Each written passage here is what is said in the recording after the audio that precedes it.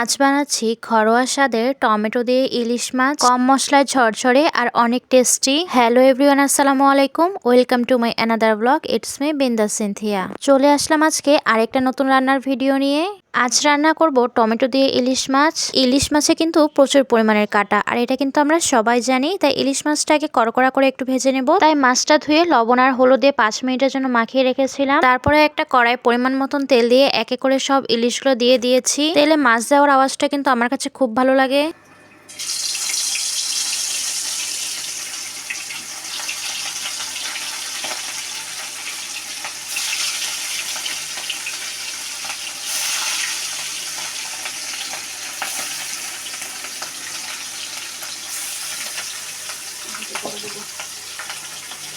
আপনাদের কাছে তেলে মাছ দেওয়ার আওয়াজটা কেমন লাগে সেটা অবশ্যই আমাকে কমেন্ট করে জানাবেন। আমার কাছে তো খুব ভালো লাগে, তাই আমি আপনাদেরকে একটু শুনিয়ে দিলাম। হালকা আছে দেখুন, আমার সবগুলো মাছ ভাজা কিন্তু একদম কমপ্লিট। এখন এই মাছগুলোকে আমি একটা বাটিতে উঠিয়ে নিব। এই তো মাছগুলোকে এখন উঠিয়ে নিয়েছি। এখন এই তেলের মধ্যেই আমরা কিন্তু তরকারিটা রান্না করব। মানে মাছের যে ভাজা তেলটা রয়েছে এই তেলটার মধ্যেই পেঁয়াজ মরিচ সব দিয়ে দিল। পেঁয়াজগুলোকে এখন একটু ভাজা ভাজা করে নিতে হবে, তাই একটু ভালোভাবে নেড়ে চেড়ে দিচ্ছে যেন নিচে লেগে না যায়। যদিও লেগে নেবে না, তাও একটু ভালো করে নেড়ে চেড়ে দিল।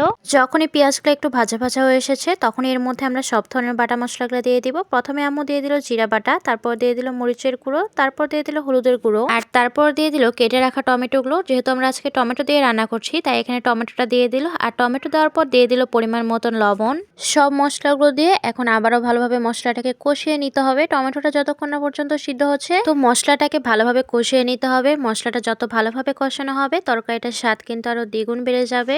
একটু একটু করে পানি দিয়ে মশলাটা ভালোভাবে কষিয়ে নিল। আর এখনো টমেটোগুলো সিদ্ধ হয়নি, তার কারণে এখন একটু বেশি করে পানি দিয়ে টমেটোটা সিদ্ধ হতে দিতে হবে। ইলিশ মাছে কিন্তু প্রচুর পরিমাণে কাটা, যার কারণে অনেকে আমরা পছন্দ করি না, কিন্তু আমার কাছে তো খুবই ভালো লাগে। আচ্ছা, আপনারা কে কে ইলিশ মাছ খেতে পছন্দ করেন সেটা অবশ্যই আমাকে কমেন্ট করে জানাবেন। আর আপনাদের কাছে ইলিশ মাছের কোন তরকারিটা সবচেয়ে বেশি প্রিয় সেটাও আমাকে অবশ্যই জানাবেন।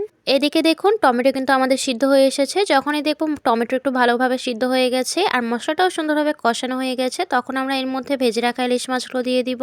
ইলিশ মাছগুলো দেওয়ার পর একটু নেড়ে চেড়ে এর মধ্যে এখন দিয়ে দিব পরিমাণ মতন পানি। যেহেতু আমরা একটু ঝোল ঝোল রাখবো, এর কারণে পরিমাণ মতন পানি দিয়ে কিছুক্ষণের জন্য ঢেকে রাখবো। আর একটু পরে দেখুন আমাদের তরকারি কিন্তু একদম রেডি। আমার এই রান্নার ভিডিওটা আপনাদের কাছে কেমন লাগলো সেটা অবশ্যই কমেন্ট করে জানাবেন। তো আজকের এই ভিডিও এখানেই শেষ করছি। সবাই ভালো থাকবেন। আল্লাহ হাফেজ।